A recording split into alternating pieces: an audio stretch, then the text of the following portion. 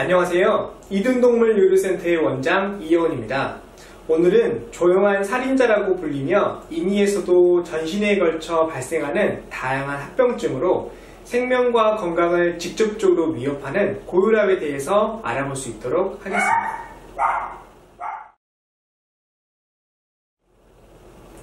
혈압이란 혈관벽에 미치는 혈액의 힘, 즉 압력이라고 정의할 수 있는데요. 고혈압은 이러한 혈압이 지속적으로 높아져 있는 상태를 말합니다. 특히 혈압은 심혈관계와 밀접한 연관을 가지고 있기도 한데요. 심혈관계는 심장과 관련된 혈관들을 포함하여 일컫는 말로 심혈관계가 몸을 정상적으로 유지하는 데 있어 가장 중요한 부분이 바로 혈압입니다. 안타깝게도 심혈관계에 있어 가장 중요한 혈압 관련 증상은 잘 관찰되지 않는데요. 만약 관찰되는 경우라면 그만큼 심각한 경우라고 생각하실 수 있습니다.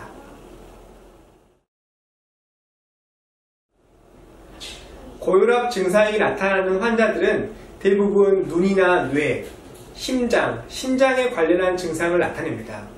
하지만 고혈압이 있어도 상승된 혈압이 표적기관에 손상을 줄 만큼 충분히 심각하지 않을 때 증상이 없을 수 있습니다. 간혹 고혈압으로 진단받은 아이들이 증상이 없다는 이유로 혈압약 먹이는 것을 꺼려하시는 분들이 있는데요. 이것은 매우 위험한 생각입니다. 앞서 말씀드린 장기에서 발생하는 고혈압 증상은 매우 치명적이어서 실명이나 급사와 같은 치명적인 결과를 초래할 수 있기 때문입니다. 단 한 번의 혈압 측정으로 고혈압을 진단하고 평생 약을 먹일 수는 없겠죠. 혈압은 심리적인 영향, 환경적인 영향을 쉽게 받습니다. 수의사 선생님의 가운을 보고 흥분해서 혈압이 높게 측정되는 경우도 있는데요. 이를 화이트 코트 신드롬이라고 하며 대표적으로 혈압이 높게 측정되는 원인 중 하나입니다. 따라서 이러한 오차를 줄이기 위해 반드시 환자가 안정적인 상태에서 측정해야 하며 1 내지 2주 기간을 두고 최소 2번에서 3번 유의적으로 고혈압이 측정되어야 비로소 고혈압이라고 진단할 수 있습니다.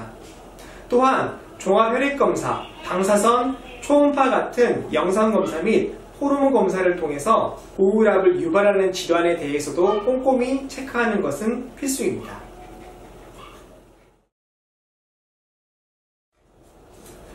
고혈압의 치료는 우선 고혈압의 원인을 파악하는 것이 필수적인데요.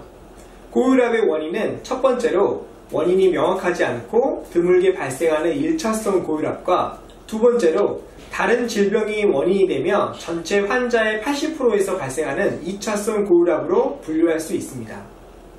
여기서 2차성 고혈압의 경우 원인 질병을 확인하고 치료한다면 혈압이 정상적으로 조절될 수 있습니다. 하지만 1차성 고혈압은 치료보다는 관리의 개념으로 접근을 해야 하며 평생 혈압약을 복용해야 합니다.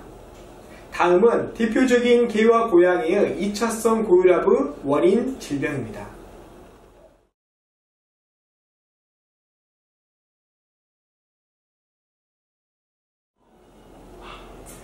혈압약은 종류도 다양하고 혈압을 낮추는 효과도 서로 다른데요.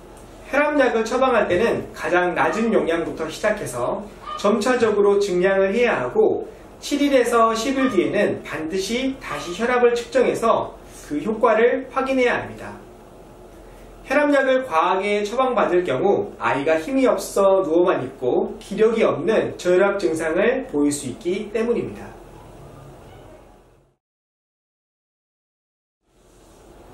한 보고에 따르면 개에서 고혈압은 건강한 400마리 중 0.5% 비율로 발생한다고 합니다. 또한 발생 평균 연령이 8.9살령인 만큼 우리 아이는 아니겠지라는 생각보다는 8살령 이상의 아이들이라면 반드시 혈압 측정을 통해 조기에 고혈압을 진단받으시는 것을 추천드립니다. 또한 아이가 고혈압을 진단받았다면 미국 수의 내과학회의 4가지 위험 단계 분류에 따라 현재 아이의 상태를 분류하고 적절히 관리하는 것이 중요한데요.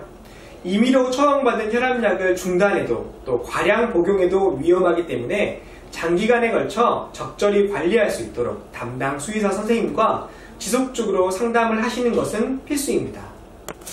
마지막으로 혈압이 유의적으로 200 이상이라면 먹는 약 처방보다는 입원 후 혈압 관리야 원인을 찾으셔야 하며 반드시 1일에서 3일 뒤에 다시 혈압을 측정하셔야 합니다. 왜냐하면 180 이상의 심각한 위험군 환자들의 경우 언제 실명 혹은 급사와 같은 치명적인 상황이 발생할지 모르기 때문입니다.